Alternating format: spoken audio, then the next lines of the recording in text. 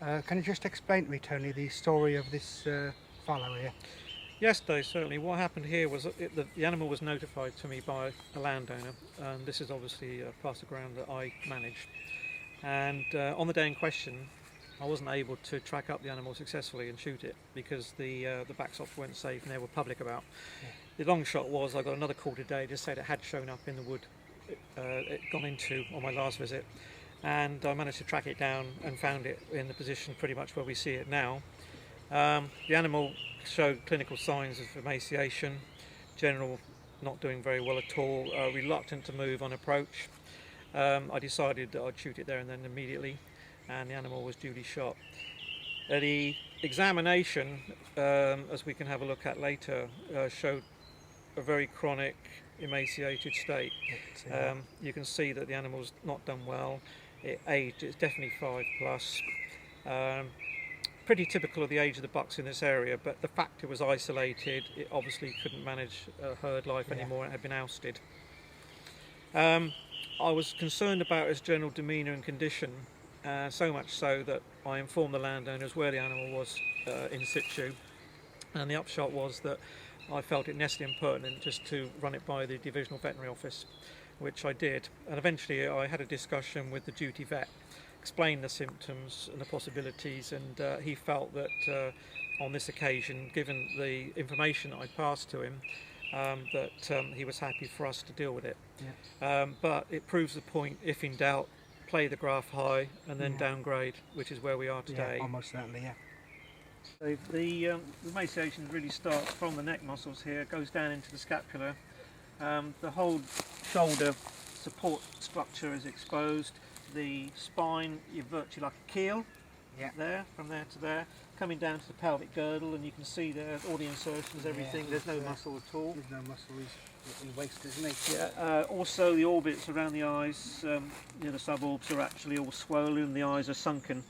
I don't think he could see me very well because obviously I had to treat him as a stalked up animal, and he was taken from about 15 yards away, and he didn't see me till the last minute, turned to face me, and I shot him in the neck so that he'd go down straight away, but I didn't get the impression that he wanted to actually do more than just stand up and look at me. On examination, you can see that he's been on his knees a lot. Oh yeah, you can see that, yeah. Yeah, and that was the way he got up in order to bug out. Both knees are worn away. The tick burden, you can see them engorged here and here. There were keds on him initially when I examined him. At the rear end, again, there are some ticks present, and the odd ked as well. So they obviously leave quite quickly once the body temperature goes down. He wasn't scouring, which actually might reflect the fact that his old digestive system is packed in. So he's basically even beyond the scouring stage. On examination, there was nothing shown on any of the hoofs, and the tongue was clear. We were, in my mind, we were looking at a situation of internal problems, and it raised the alarm bells of some form of TB initially. Obviously, prior to speaking to the divisional veterinary officer, I didn't want to open the carcass to expose it to, the local fox population and badgers.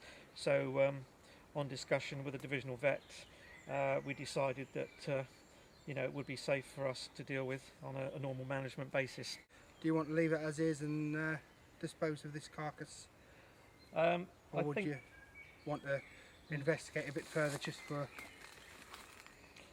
peace of mind? Yeah, I think my mind's I would actually like to have a look inside. Yeah. Because I think bovine TB or even avian TB is a question, and I think any manager needs to know if he's got it on his ground. Yeah. And we can always upgrade the situation if we do find lesions. Well, yeah, we can always go back, can't we? Then say, look, we've now found lesions. Yeah. And we'd like somebody to come out and take samples, couldn't we? Yeah. It's only a histological or pathological examination that would determine if the lesions are benign or not. But we have covered ourselves with DEFRA, so they've now passed it back to us. Yeah. And any advice, obviously, we'll pass back to them. We get in there.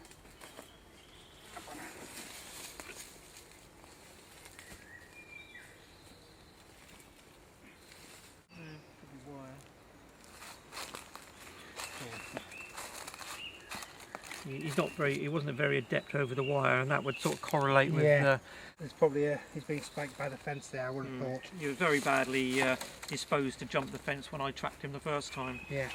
Bearing in mind, this animal is not going in the food chain, so we're going to basically do a post-mortem on him. Well, as I say, I think it is incumbent on any manager to be able to Yeah. identify if there is a problem.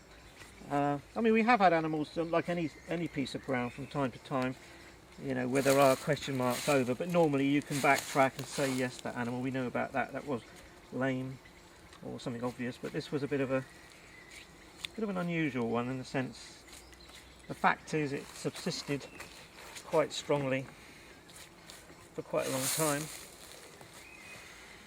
So what I'm doing is just basically seeing if there's any impalpable on the carcass itself, anything obvious like cancer, because we mustn't rule out neoplastic change in these animals. And see that damage in there, that lymph node, there's a lymph node there which is very highly darkened on one side.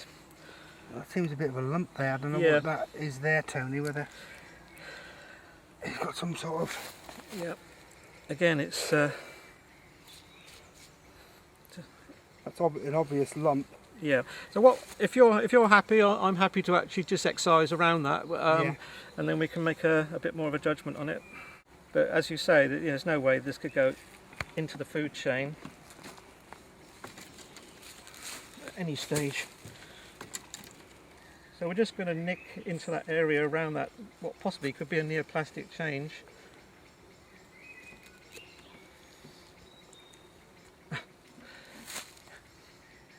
Yeah, you can see from that that discharge there. Yeah, everything in there indicates to me that there's a major infection in this animal. Yeah. We can see now that there's a discharge from this animal, which is certainly questionable. You know, let's just go slowly. So we have got veterinary guidance.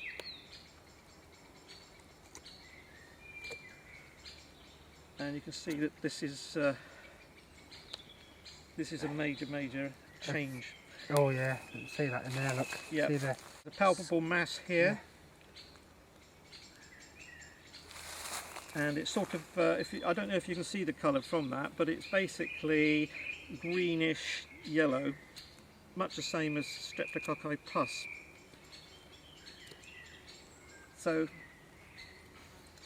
I think at this juncture I'll have an excision around this area here. Take that lump, which is quite demarcated. It's actually a palpable. Yeah, you can see the colour of the tissue is not very healthy by So any means. It's not trauma. I think that's the main thing. It's not trauma. You know, there is a palpable lesion there, and if you can see that discoloration there, the end of the knife here, and if I'm just cutting away the skin just to give it a bit of freedom, this is obviously on the wall of the abdomen, and it asks another question, because that is very solid, and coupled with the discharge that we've had, I think we've now entered the arena of a risk carcass. We've got a hard lesion, almost neoplastic tumour here with very much darkened demarcation on it. So you can see there that coupled with this amount of discharge and this amount of purulence and the solidity of these, this would be removed and passed to the veterinary officer. So basically tagged and bagged, date, time of death. So what looked like an aged animal actually in reality proved to have a chronic condition, which is the purpose of the whole death risk scheme, isn't it? Yeah. Okay, got liver fluke demarcation there. It's not calcareous, so it's not like a TB lesion. It's just a demarcation where it's had liver fluke in the past, and the material, as though it's dead necrotic, it's actually not calcaneous type of material that you get with a TB changes. So that wouldn't give me concerns. Well, this animal, as you say, is a buck that's sort of seems to have crept into the system, and the fact he was ousted means he's obviously come in off of our boundary, because presence was away from the major buck herds at the moment, as they've cast. So he is a bit of an individual, but obviously it does ring the alarm bells, and that's why we're treating it with the caution that we have been. But having incised it and examined and discussed with the veterinary authorities, I will now be referring back my findings to the to DEFRA and say that we've discovered lesions and seek their further guidance. Now we've decided there's a problem with this animal, the next stage would be to actually contain it. Obviously, clearly we can't bury it here because it'll be borne out with foxes and badgers and maybe dogs digging it up. There is a watercourse adjacent over there, another one down the bottom, albeit we are a fair way away, but we're going to bury this a long way away. Okay, we've got a purpose-built body bag here which is used for containment of contaminated carcasses or RTA carcasses, and it's based on a Dutch Army body bag, but it serves its purpose. So we'll be transferring this carcass with care into here, sealing it up, and then we're not transmitting infection all the way through the woods, rather than drag it to its site for burial away from public concern and access. So this obviously gives us a chance to put it into the trailer and then convey it to a suitable site for disposal. I think on the strength of our examination, we're pretty happy that this animal had a chronic abscess and infection of the whole abdominal rumen into the inguinal area, possibly spreading into the mesenteric. We're reluctant to cut anymore. We're going to leave it at that. We've deduced it was seriously ill, and this poor animal is now out of discomfort, pain, and distress.